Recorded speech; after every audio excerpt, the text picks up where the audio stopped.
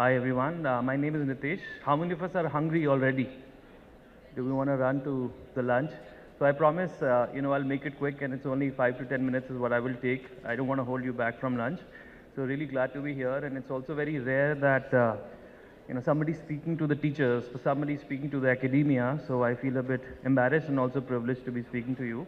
And thank you, Mr. Kamal, for inviting me over here. Really excited to be part of this wonderful collaboration and the platform that you have created. I think it's really very, very inspirational. How do I move this?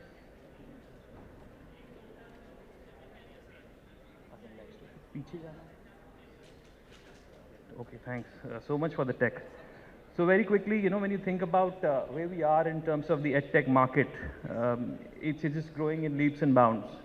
I don't really remember the numbers at the top of my head, but in 2020, we had about 1,000 sort of universities and 40 million students covering all the colleges and universities. The Indian education system itself seems to be growing at a rapid rate when you think about the overall market size and then the growth here.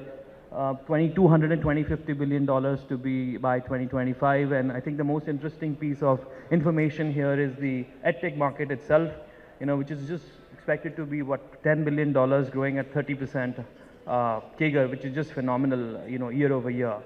I guess what this leaves us with a thought here is that there's a huge gap when it comes to the consumer and the enabler of that market, and that's where we believe that the tech acumen is very important for one to understand. We can have all the infrastructure, but if the acumen is there, if the skilled people are not there, I think that's what's really the need of the hour, and that's what we expect to emerge. These data and stats are coming from authentic sources. I'm happy to share. So if you take a moment to see, I see all the students here. Can we have a raise of hands of all the students sitting here? All right.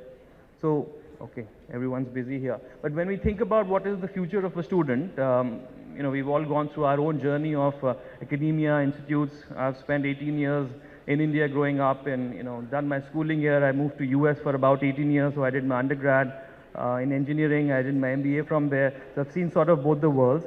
But what definitely a next wave shift is happening when it comes to the tech enablement is when you think about the experience itself, we are sitting together there as a group of 20, 30 students or in a classroom, but it's going to move more and more towards this individualistic, self-learning based model.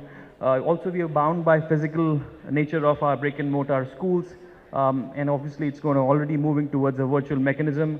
When you think about the type of the education, we are all used to NCERT, with due respect, one book fits all for all of us, and that's what we're supposed to learn. But the tech acumen is different for everyone, and that's where personalized content would be super important. And if you think about the medium, again, it goes without saying, carrying heavy bags. I still see a lot of heavy bags out there, but going forward, AR, augmented reality, virtual reality in a very tech-first environment is something that we do hope that, is going to transform the education to the next level. And lastly, it's also about all of you, right? The teachers, the enablers, the facilitators. We don't expect teachers to go away. The acumen, of course, for the teachers and the rest of the ecosystem will increase, but the generative UI that we talk about, generative AI, assisted with the live teacher format will be most effective. So just a glimpse. At the end of the day, we are expecting it to be a very self-sufficient student who is capable and empowered with technology and the right content, so to speak, when you think about the tech acumen. This is just a bit of additional data when we think about where the future sort of talent and acumen that will be moving towards, a McKinsey report. But what you see is that on the top left here, there's a lot of shift and decline in the manual work that we do now, or the hours that are represented here in an annual way. This is US data, by the way, but India is a talent factory and we export talent globally, mostly to US. So that's where we need to be ready and understand where the talent will be required, what kind of tech acumen will be needed, and then more importantly, the content requirements around it. So largely, a lot of the manual work, manual labor world will reduce, and as has been mentioned already throughout the day, focus will be on high competence, specialized skills, developing social and emotional better connects, and of course, the core technology itself when it comes to AI, ML tools and such.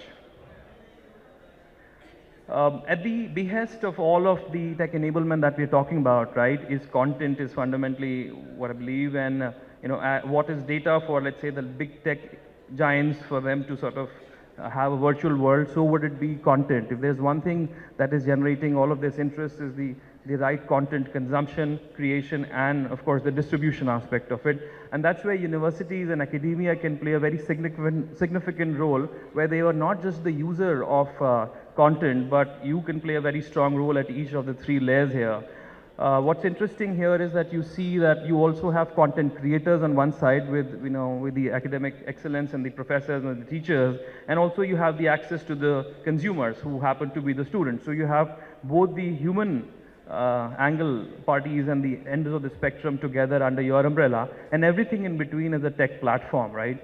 So I've seen some tremendous exhibitions that are laid out over outside, where with the whole my 5-year-old son, he's playing with a heart and a stomach and everything, and he's able to understand all of that in just a few seconds, which used to take hours of cramming and memorization. So this whole content creation assisted by AI will be super important as a starting point, and we see a lot of innovation happening around the tech distribution, content distribution with the Byju's, the Vedantas of the world in the future. But that's really distributing content in a very effective, scalable way, where you can start to reach out to millions of students, not just within your own physical domain, but also internationally. We are known for STEM globally in India, and why can't we target a student sitting out of Australia, America, or Canada using the same technology? So there's a lot of innovation that you can also drive within your own campus, if you create the right facilitators, the right complementary aspect of it. And lastly, the whole generative AI aspect of conversational AI that we talk about today is something that will absolutely, it is already transforming the world. And of course, there are safety measures that one needs to be cognizant of. But when it comes to the engagement of content, when it comes to even the operational element of how you run academics around, let's say, conducting admissions or managing plagiarisms or even doing grading, this whole generative AI will just transform.